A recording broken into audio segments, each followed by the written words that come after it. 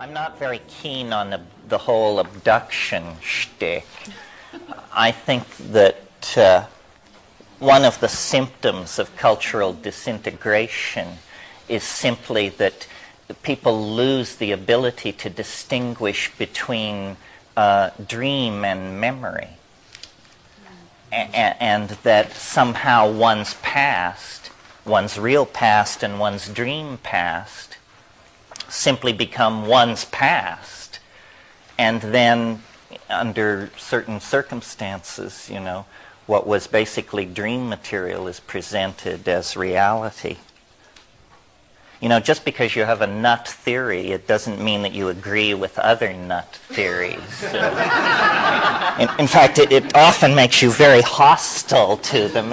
After all, there's a limited pool there that we're all...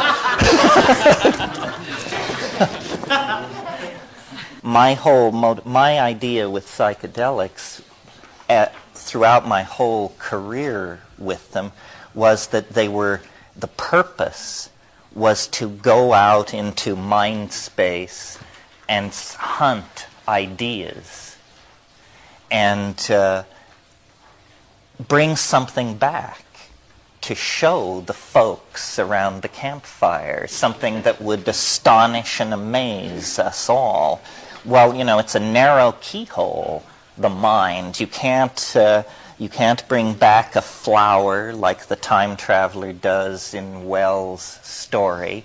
So I found the only thing I could bring back, not being graphically endowed, was ideas. It's a very mysterious business, the revelation of to mind of the world. Since the last time I talked to any audience, I finally understood an argument of my enemies that I had never understood before. Enemies in the friendly, collegial, ideological sense. In other words, enemies. The countervailing theory to the evolution of consciousness, how it came to be so rapidly, as opposed to the idea that it was stimulated by psychedelic compounds in the early human diet, was, and I've ridiculed this idea to you before, the idea that human beings throw things. And because we were small and weak and we hunted very large animals, we learned to hurl rocks with great accuracy. And that this is a behavior not observed in the animal world. I mean, monkeys hurl feces in a generally downward direction to indicate displeasure, but their aim is lousy, which is a very fortunate thing if you're an Amazon explorer. But human beings can hit with considerable force an object up to 120 feet away. And evolutionary biologists have fastened on this as requiring so much coordination of neural material that there would be enough left over to invent Western civilization and explore the planets once you had this thing down. Well, it always seemed somewhat preposterous to me, and I pointed out that it would make the big league baseball pitcher the paradigm of evolutionary accomplishment in the human world if that standard were accepted. But now I understand the argument a little better, and it's slightly deeper than I thought, because here's what they were trying to say the first time. It isn't this neural coordination which is going on is really about planning. That it is an extraordinary thing to look at a rock in your hand and to make the calculation into the forward vector of the future. Aha, if I hurl back and impart a certain energy in a certain direction with a certain intensity, this thing will follow a path through space and will land somewhere with benign consequences to me and my side. And it's the key concept in here is plan. This is a plan. And animals don't do this. There are no plans in the animal world. Their consciousness is of the moment and doesn't involve this complex triangulation out of the moment toward future consequences in quite this way. Because you see, what happens when you let go of the rock is that you can no longer control it. It isn't like hunting or beating something to death with a stick, where the strategy is being readjusted moment to moment. No, once the projectile is released from your hand, that's all the planning you get to do. So it represents a concrescence of intent. And this building toward a concrescence of intent, this plan making, then is the tiny flutter of the butterfly's wing that ripples out through the chaotic universe, and the next thing you know, the kings of Babylon are issuing their codes of law, and slaves under the lash are erecting cities, and the stars are being brought into a mathematical model, so forth and so on. Well, I just wanted to mention that. I'm also working on a second book at the moment where we're going to go back into the psilocybin theory of the origin of consciousness and actually attempt to make a case that will demand attack. In other words, to actually marshal all of the anatomical, paleontological, primate data, because the more we research, the more it appears true that by looking at the psychedelics, in fact, they become a kind of key to understanding the entire phenomenon of human emergence by looking at the larger issue of food as an environmental dimension. In other words, our food has shaped us. As omnivores, we have exposed ourselves to a very high input of mutagenic material over the course of our omnivorous behavior. And this has accelerated the rate of mutation in our species. This is why there are so many cancers. Those cancers are maladaptive mutations. Most mutations are non-productive. But by being a creature of the jungle canopy, who underwent a forced migration to an entirely different nutritional environment, the grassland, we opened ourselves up to this mutagenic influence. And it's only the spectacular effect of the psychoactive compounds impacting on neural organization, cognition, and social organization that I focused on originally. But now the realization is beginning to ripple out through the evolutionary community that yes, this is the hidden factor, the mutagenic diet and the forced shift in environment. There are also ideologically unexpected twists and turns in all this. I've recently met a very interesting person. He's going to be my co-author on this evolution book, Philippe de Vaugelet. Some of you may know him. And he is a lover of animals. This guy has made a fortune in publishing books on reptile care. And if you have a broken iguana, he's the man to see. But he pointed out something to me very, very interesting, which goes against prevailing political correctness for sure, which is that browsing ungulate animals have absolutely no interest in the behavior of other animals. They couldn't give a hoot. Who's interested in the behavior of other animals are hunting animals. And that in order to successfully hunt an animal, you must, in a sense, be able to become it. You must be able to transfer your consciousness into it and imagine its motivations, its behaviors, so forth and so on.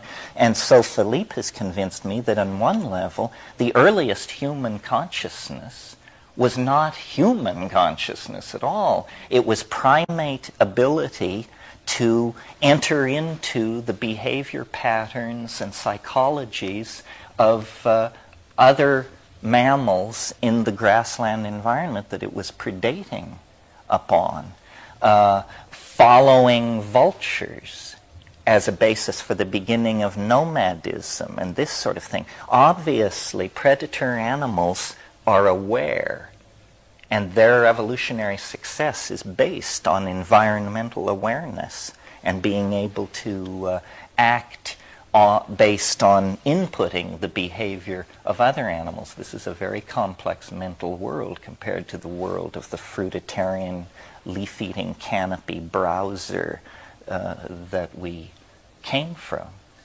And then it appears, that in a series of coalescing involutions of culture and neural organization driven by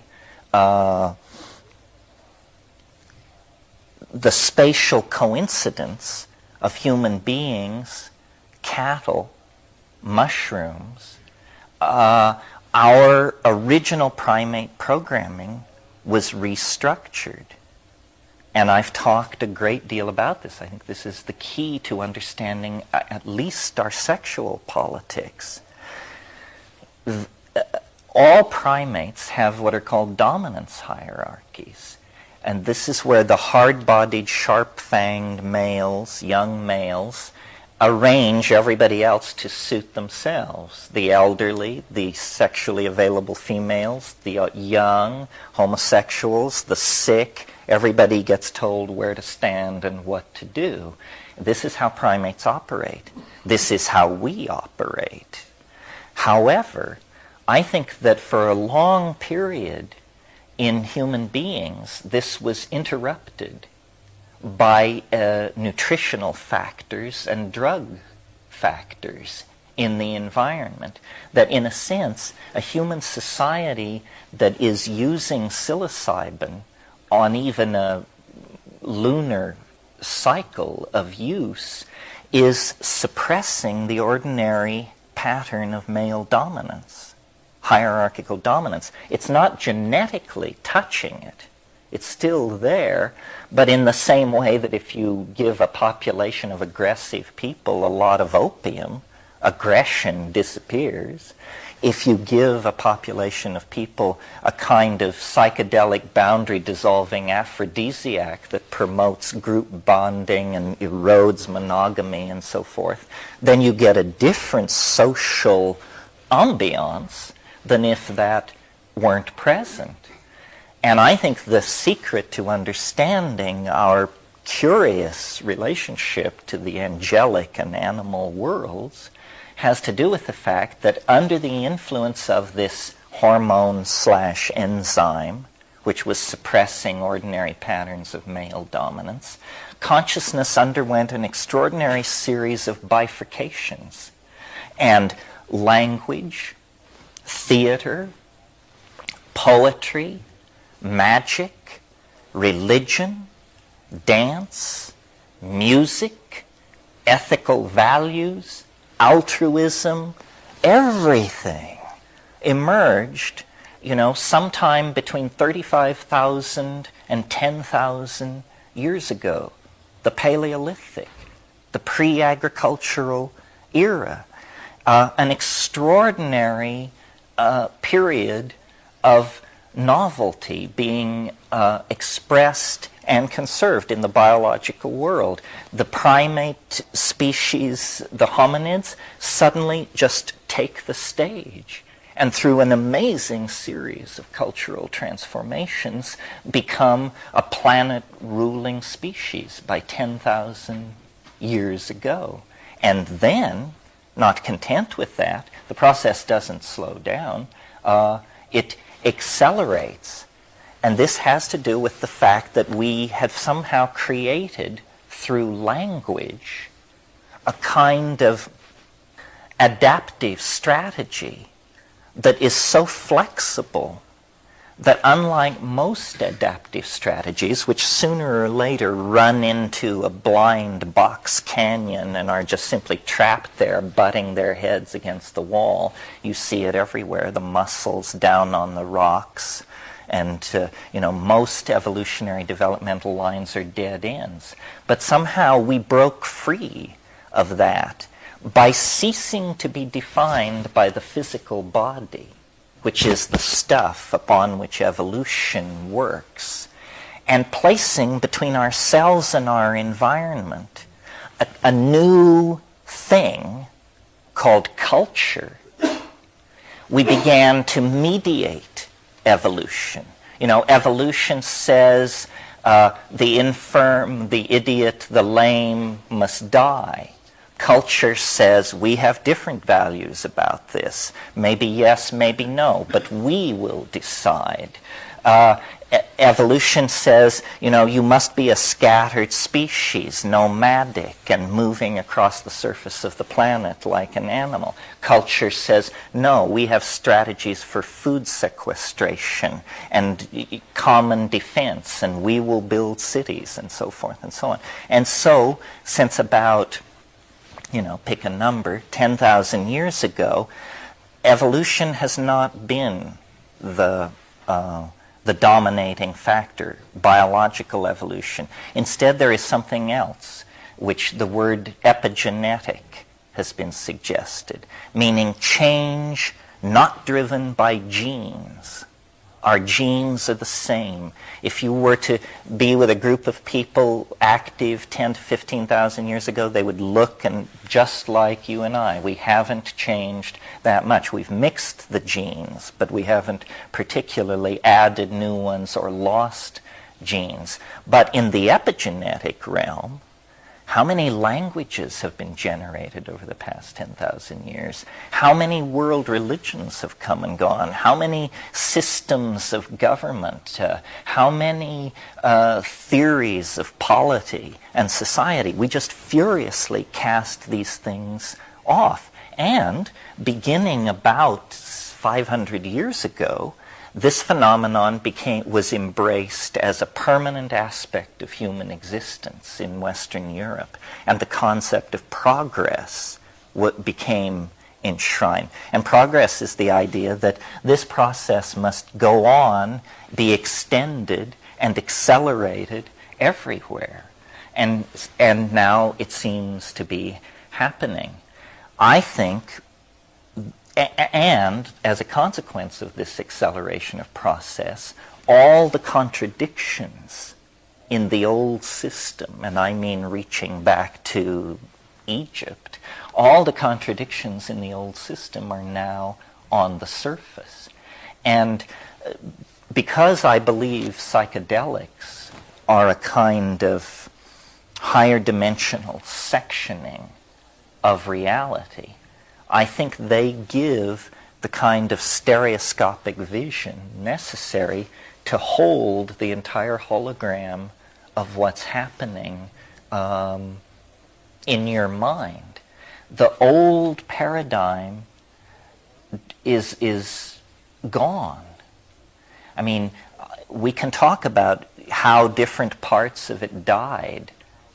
Maybe not everybody knows the story of how physics, the paradigmatic science of reason, turned into a place where nothing makes any sense at all, and where stories are told so wild that a surrealist painter would flee from the gathering just shaking his head.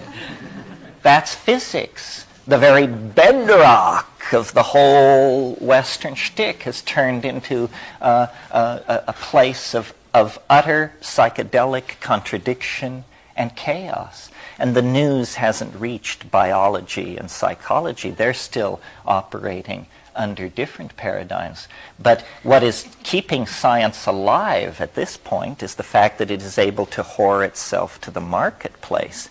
But in terms of the old program, which was providing some kind of metaphysical recitation of the nature of the universe, it's pretty clearly out of reach at this point. I mean, the universe has been discovered to be stranger than you can suppose. And what this means to the troops, which is you and me, the citizens of these linear, print-created, scientism-ruled, democratic, industrial states, what it means to us is that you get your mind back. They have no need of it anymore. It's actually become a burden to them. I mean, yes, they struggled like hell to take it, but then they discovered that it really wasn't worth all that much anyhow. The great thing about living in the twilight of an imperial decline is the permission that exists. You know, incredible resources lay before us, and very few people are looking over your shoulder and telling you what to do. I mean, the fact that this community has been able to persist and exist, I mean, this is the Orphic community. This is the tradition of dissent, ecstasis, sexual ambiguity, so forth and so on, that reaches right back to Chalcolithic Greece and beyond. And shamanism is about shape-shifting. Shamanism is about doing phenomenology with a toolkit that works. And no religion, no philosophy, I think, has ever gone very far down the road of understanding. Understanding is not really a collective enterprise. Understanding is an individual enterprise. And, you know, you can read Husserl and you can become a Hasid, or you can assimilate these group understandings that are forms of wisdom. But ultimately, those are platforms for intrepid exploration. And now, at the end, I think, of this entire enterprise, I mean, I don't know whether I'm changing or the world is changing or both, but it has gotten so rich recently that it's like an enormous meal at some over-reviewed restaurant where you just have to push yourself away and say, you know, the spectacle is endless and amazing, and apparently it's all going to come true. And my impulse is to distance myself from it all. I mean, it is... well, the mushroom said to me once, it said, this is what it's like when a species prepares to depart for the stars. This is not unusual. I mean, the earth quakes, the oceans boil, the planet came into existence for this. All life for over 1 billion years has been pointed toward taking this step. You know, leaving the oceans for the land was dress rehearsal for what will now be done. And, you know, it's chilling because it's so huge. I mean, you don't even know, well, it's just enormous. And yet, apparently, when you look back through the history of the universe, this is how it proceeds.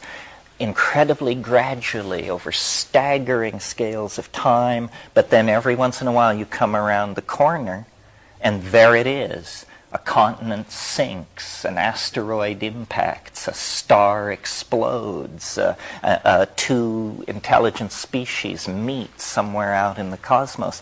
And these things then, you know, set ripples going for eons. Yeah. I'm curious what this has to do with psychedelics, because it seems to me that, you know, when you use psychedelics to break down perceptual barriers, that's one thing. But there's such momentum going on in the world today that things are breaking down without psychedelics, although it may appear psychedelic in terms of the way you see it. Do you see what I'm getting at? Yeah, I do. You know, I mean, so at this juncture, have we transcended psychedelics? Well, my idea is, you know, that the psychedelic recapitulates on the personal scale this universal meltdown that is going on without the need of psychedelics. But this universal meltdown is very frightening to people. Most people are pattern-oriented and nostalgic, and it scares them. And I think psychedelics are a way to, it's sort of like doing calisthenics in preparation for the marathon at the end of time. People who have taken psychedelics should be in a better position to reassure everybody else. They'll just say, well, people say, the laws of physics are breaking down. You said, look, I've seen it before. So, and in a way, this event which wants to emerge, we think of it as quantized in a single moment where the shift will happen, and it's like the glory or something. But in a way, our job, if we have a job, and I'm not sure we do, but if we have a job, then our job is to anticipate this and to live it out before it happens. Somebody very dear to me said to me 25 years ago, my God, I don't know how they... Actually, it was in the same conversation where they said, history is the shock wave of eschatology. How anybody could say that in 1975, I do not understand. Anyway, he also said we should live as though the apocalypse has already occurred. That's the only way to transcend the historical hysteria. Because the historical hysteria is about this thing which it might happen, it won't happen, it will happen. No, you say, it did happen. It did happen. So enough about that already. And we are building, each thing that we do anticipates this deeper fall inward into the dream. The dream is what awaits us at the end of history. The dream, and you can call it hyperspace or cyberspace or the trans-death realm, but what it really is it's a going into the dream. And what is the dream? Well, the dream is a place where the laws are set by the imagination. The imagination is God in the dream.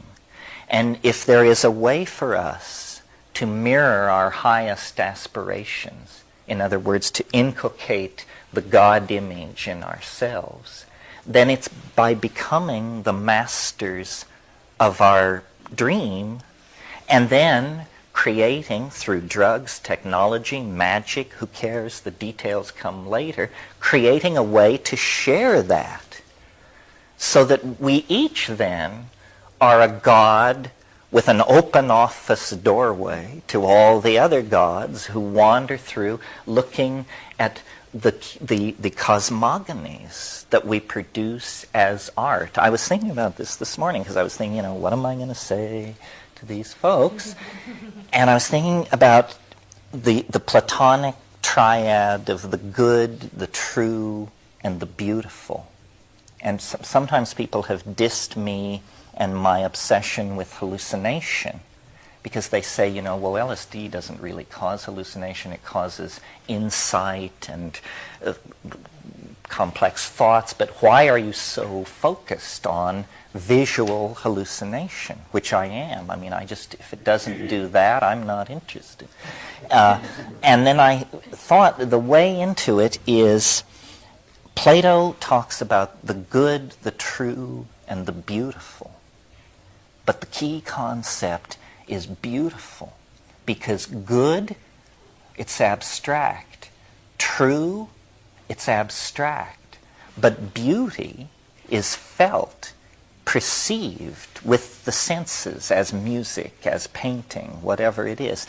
And so the bridge to the metaphysical absolutes of truth and the good is through the palpable realm of the beautiful.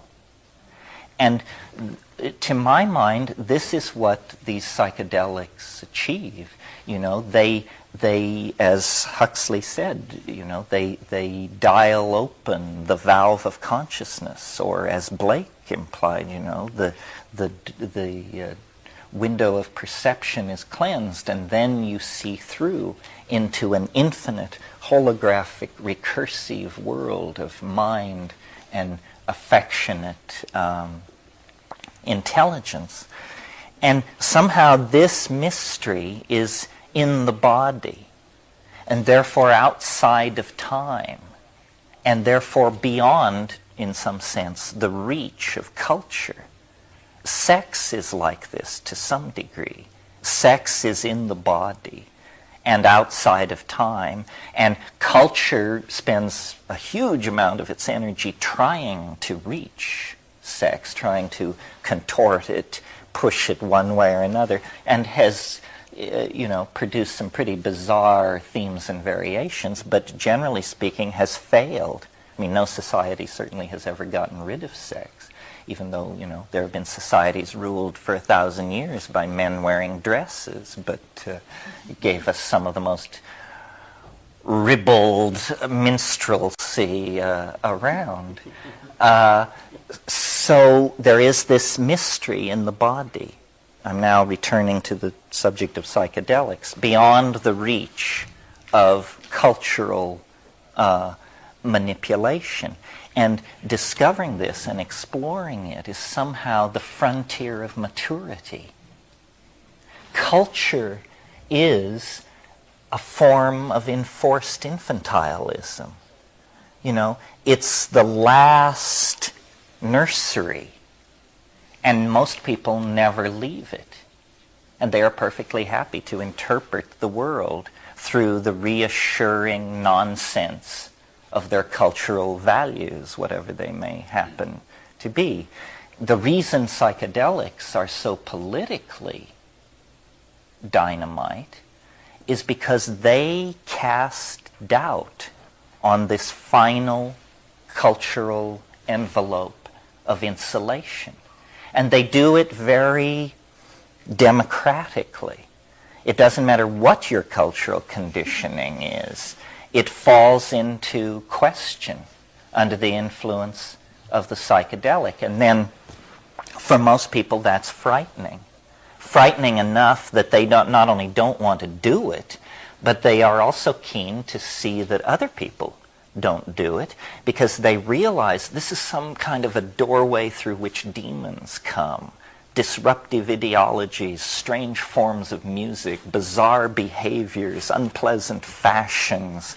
It's all coming from this place where these people are messing around. And so there is an impulse to close it off. And so there is, a tradition 50,000 years old of shamanism / bohemianism.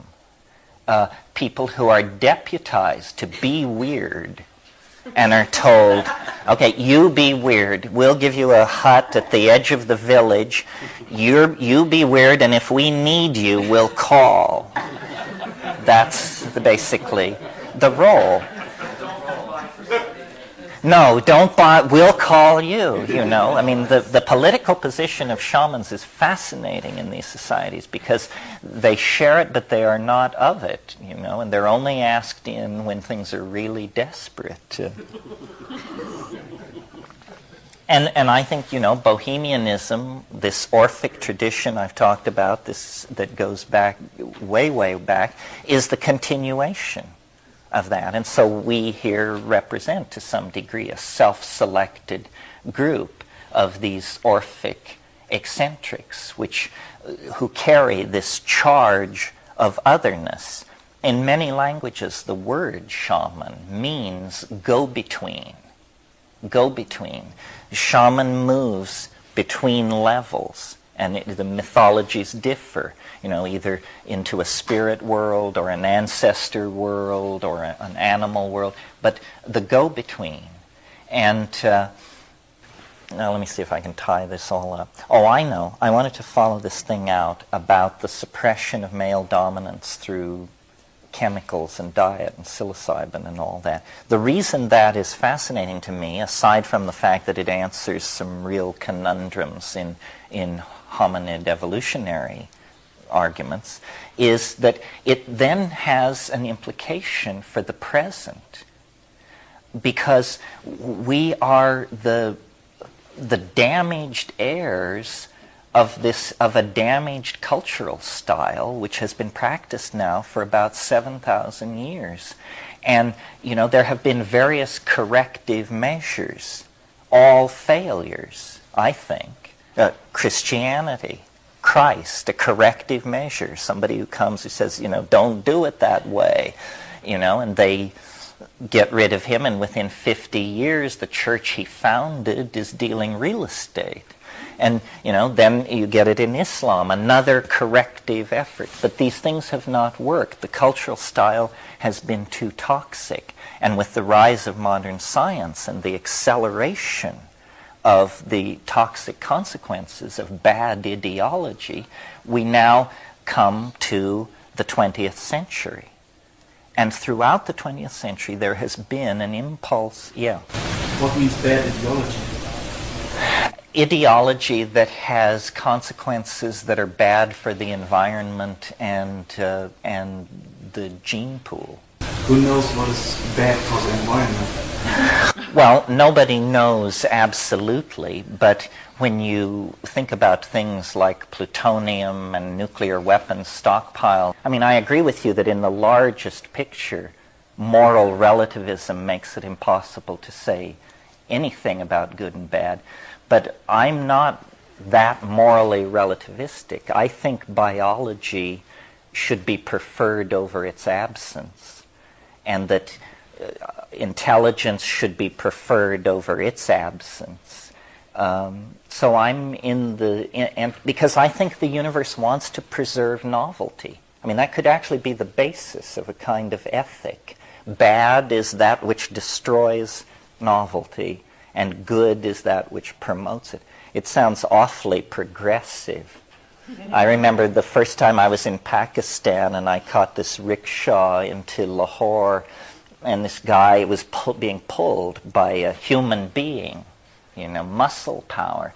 And this guy said, "Oh, you're an American, this and that." And he said, "What's wrong?" He said, "This country is screwed up. This country is really screwed up." And I said, "Well, what's wrong with it?" And he said, "You want to know what's wrong with it? Progress. Too much progress." And this was a man who made his living pulling people around in a rickshaw. So, it's a relativistic thing. But what I wanted to say was, there is an intelligence in the species that is deeper than the societies and the systems that we erect to rule us. And this wisdom of the species can make enormous changes in the evolution of the mass psyche, such as the Renaissance, for example. And in the 20th century, this has taken the form of what I call the archaic revival. And one of my books is called The Archaic Revival. The 20th century, which is a vast stage crowded with different kinds of competing social phenomena, art movements, so forth and so on. Nevertheless, I think the entire thing is illuminated by the notion that what it is about is an impulse toward archaism.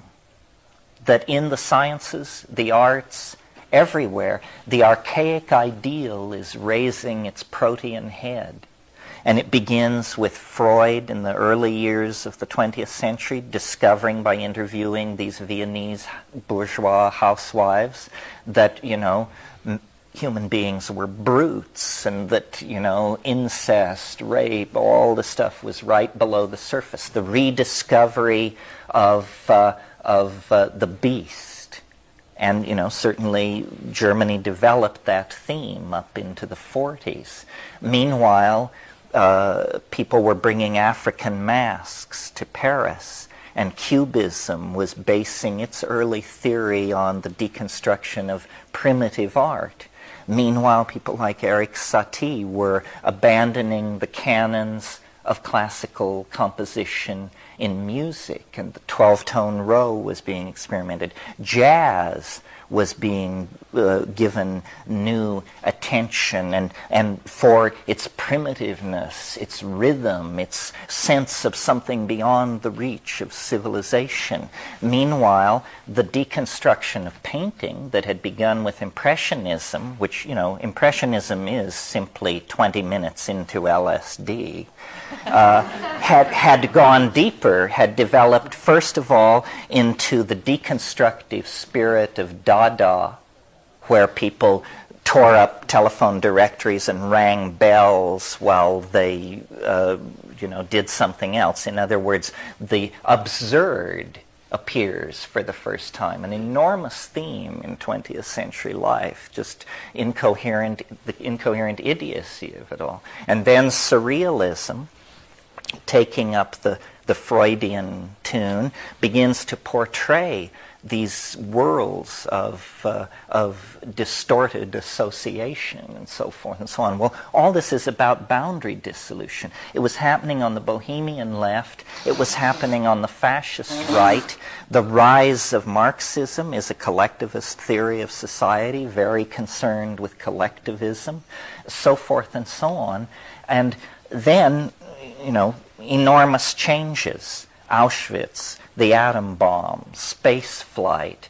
And now where we are is, for 10, 15 years, there has been this awareness that it is about direct experience of the numinous.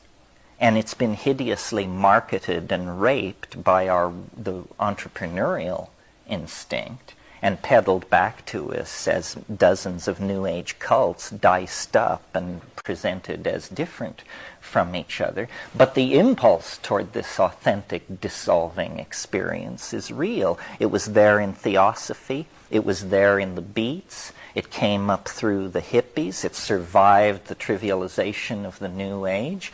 And it has now found its way into the youth culture, into rave and house music and that whole thing, and it's healthier than it ever was.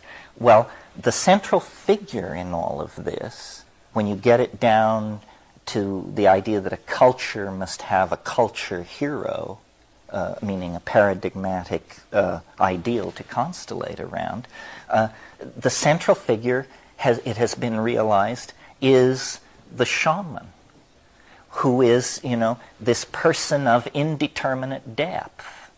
Everyone else has a determinable depth. They are the linear cardboard people walking around. But the shaman is of indeterminate depth. That's why that's the secret of Carlos Castaneda's magic. He creates a literary character that in any other culture would be deemed mythical, but because of our attitude toward the depth of the shaman, we can't tell. We can't tell. And we deputize this kind of depth in rock stars, in culture heroes of various sorts, and worshipped that for the past 20 years or so. Well, then slowly it has dawned that the position of worshiper is not the most satisfying position. The only position that satisfies is to be that thing. And then at that point you're at the psychedelic crossroads, I think, because you will either make a how can I put it? Well, a conservative decision and seek a guru of some sort and be lost in that, which is a whole shell game.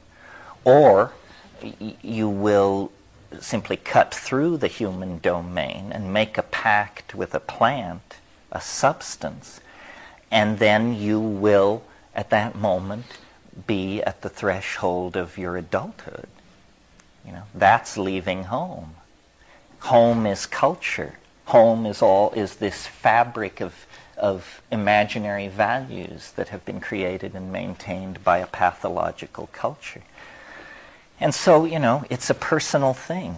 ultimately. Very controversial, not easy to do, and then once done, it has to be integrated, dealt with, thought about. And that, as far as I can tell, is a task that extends well beyond the yawning grave.